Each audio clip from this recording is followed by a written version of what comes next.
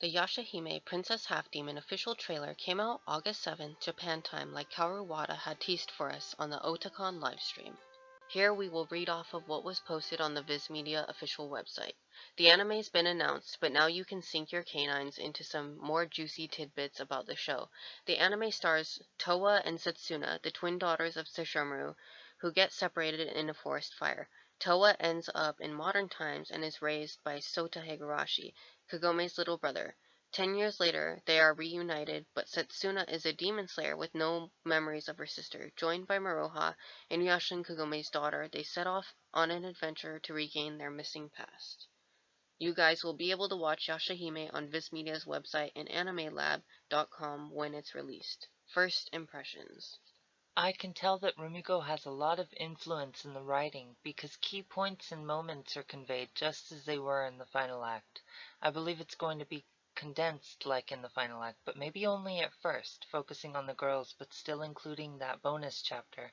I definitely appreciate the animation. It's very aesthetically pleasing. Yes, the animation is being directed by the same person who did the final act, Satya. They also were the same person that did the adult Sesrin artwork that sold it on a calendar, which I actually own.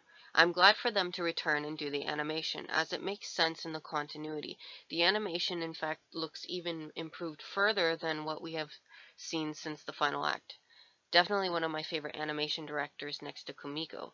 As I mentioned in my previous video, I talked about the extra chapter since then that took place after the final act. It was made because of the tsunami that happened in Japan many years ago. A long time ago, I also wrote a post saying if we continued to show our support for the official streams, including Viz Media's website, and still showed interest in the series, that they would make this into an episode. Back in 2018 Anime Boston, it was hinted about the staff wanting to have Rumiko allow them to make more anime if we continued to show interest. When we got a hold of the scans for the Animage and Animedia magazine scans, we could confirm that they had been talking about a sequel since the ending of the final act. In the Inuyasha special chapter 559 since then, Kagome was living in the feudal era with Inuyasha for 6 months. We have a half-year time skip. Life in the feudal era so far had been peaceful. Inuyasha and Moroku were tracking minor yokai that was released from a seal by a landslide, and discovered that the demon actually was originally sealed away by Kikyo shortly before she met Inuyasha. So we can say over at least 53 years ago. The yokai is called Ni no Kubi, or Roothead, in the official Viz Media subtitles for the trailer, and it is seeking the Shikon no Tama, not realizing it was already destroyed due to being sealed away for so long. Ni no Kubi attacks Kagome because she clearly looks like Kikyo, but she wounds its head with the sacred arrow and Inuyasha kills it with Tetsaiga. During it, Sesshomaru appears to protect the village because Rin is there. We can see shots during the trailer that all takes place from here in this chapter. For all those Westerners out there that use the term canon, yes, Yashahime is in fact canon to the original timeline continuity. Rumiko Takahashi has been confirmed to have written the foundation story for Yashahime, and has been working closely over the scripts with Sumisawa. It is officially licensed in nowhere being fan fiction. Remember, canon was a term that was invented by Westerners because of Christianity. Regardless, this sequel is happening. I have so much to talk about this new trailer that it feels like even after I'm done with this video, more ideas are still going to keep popping in my head. Toa is seen fighting another school student. She's known for her martial arts. She kicks this guy in the head. She says, "You know, you should have taken my advice and let me go," talking about her possible abduction. "Things won't be so hot when my friends get here." I think she's talking to the man in the feudal era from this first trailer. That's when Maroha and Setsuna break in to save Toa.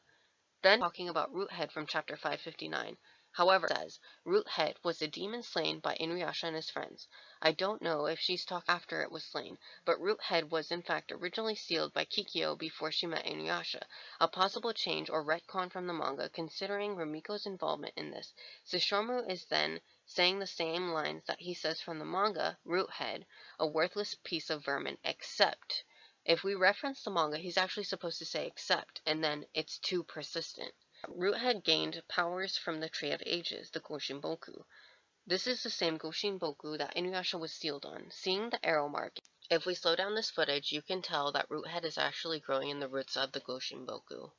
It created a passage from feudal era to present day. Stuck through that passage, Toa was torn from her twin sister Setsuna and thrown into the present day. But I think it's talking about after Roothead was slain again from reawakening after the landslide. My guess that if everything does continue on like the manga normal from chapter 559, but during the time it was reawakened, it had already made a portal through the tree tunnel like it describes in Toa's translated description that a fire happens and everyone scatters. Even during the live stream from Otakon, Koruwada mentioned the fire, and it was even announced in Viz Media's recent post. Toa goes to escape from the fire and finds that specific portal that sends her to the modern era, unless they want to push the time skip further than 6 months, allowing them to have kids within the time. Toa is in Reiwa period. That means it's either 2019 or further, making it overall a 20-year time skip since chapter 559. I expect that they have kids in a 6-year time skip. That would make sense since they're all 14.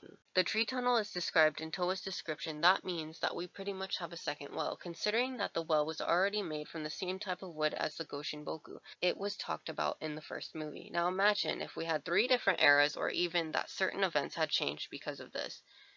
Toa's robe pattern is clearly based on Sesshomaru's belt. Here we see an adult Sota and 4-year-old Toa when he found her in the modern era. They're talking in front of the sacred tree. It looks like Sota wanted to pat Toa on the head, but Toa was scared.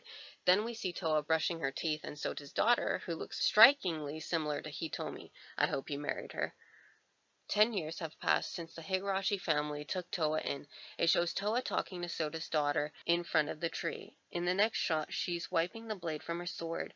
In the narration, Toa says, "Don't worry, I can handle this." It shows Toa looking up from the original trailer where she's abducted, wearing that patterned robe and a hint of lily flowers in the background.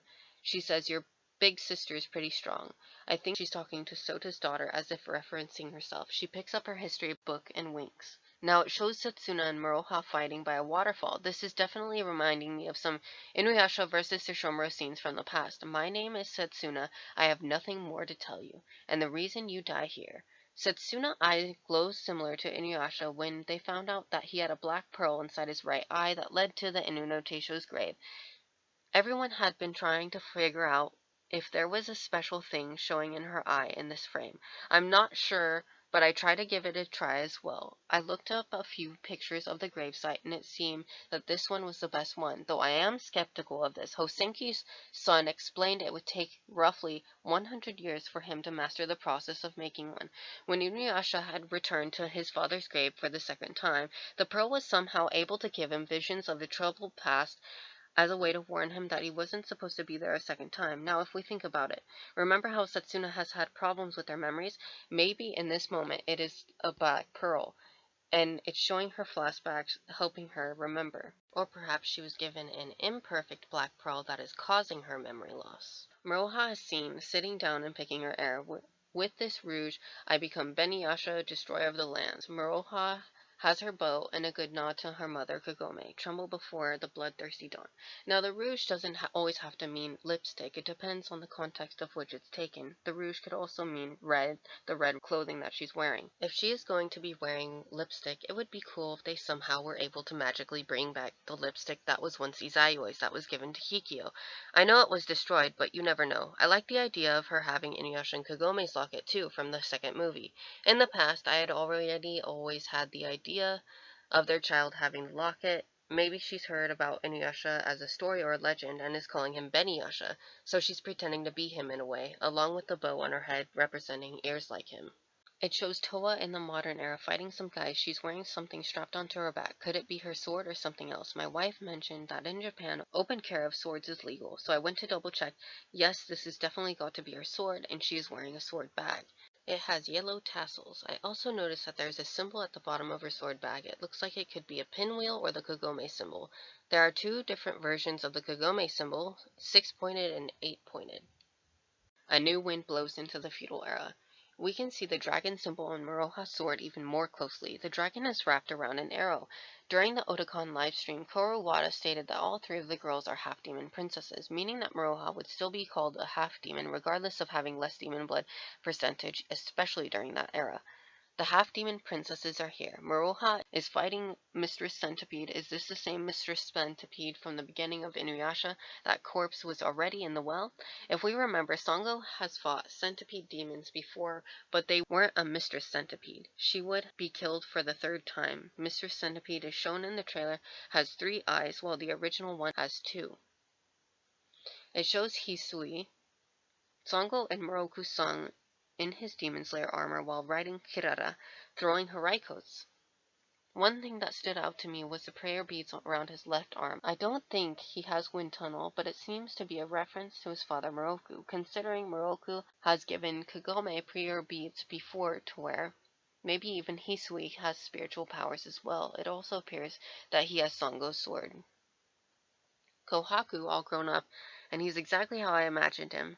It seems like he has a scar on his nose. Maybe it's from wearing his Demon Slayer mask or from getting cut in battle. He has the weapon he gets from Totosai in the last chapter, in the last episode of the final act. Maruha and Setsuna are battling. Could this be the same waterfall that Kikyo bathed at?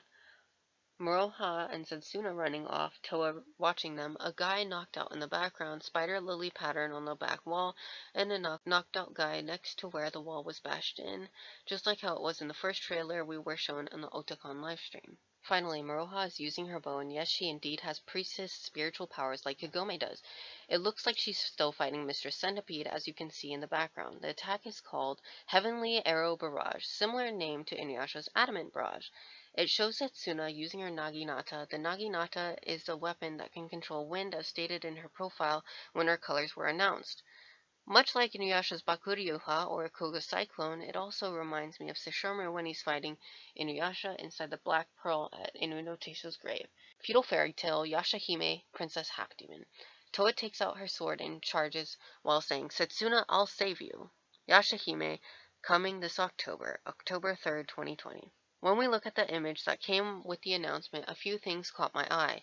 Kagome and Rin are not seen in the picture. Sesshomaru and Inuyasha are both by the sacred tree, speculating that maybe they're trapped in another dimension or between times, since Roothead was able to take the Goshinboku's power. I wonder if something like this happens. Could this give Kagome the ability to not age? I'm still for my theory that she shouldn't be able to age because she wasn't born yet, the same way her items were unaffected by Kaguya in the second movie when she froze time. People think that Inuyasha is holding something, but no. That is his warlocks, and the shading is on the tree. No, there is no secret image in Toa's blue sword attack, but hey, we get a better look at Hisui's prayer beads on his arm. There is a new character. Everyone speculates to be Shippo and unsure of the character's gender. Looking at the HD picture, the character has green eyes, dark red hair, and purple eyeshadow. It sort of reminds me of Shippo or Ayame's possible child with Koga.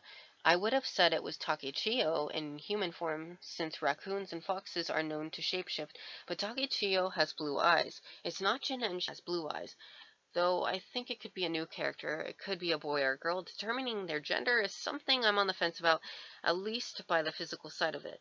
Their body seems flat and rugged with torn sleeves, but wearing makeup, and there's a lot of males who wear makeup in Inuyasha. Their attire also seems to be the kind that is most commonly worn by males, but Toa also is another character that dresses male. This character. Something that's interesting about the picture is that Toa's sword is shaped like Tessaiga. In the picture where she's doing her special attack, it zigzags upward like a staircase onto the sky, as if representing time past or eras. You notice it when you realize on the other characters that are actually not standing on something. Looks like we're all looking forward to October 3rd for the airing of Yashahime. If you want to see more posts about official Inuyasha news, artworks, merchandise, and my own personal views and analysis on the series, be sure to subscribe.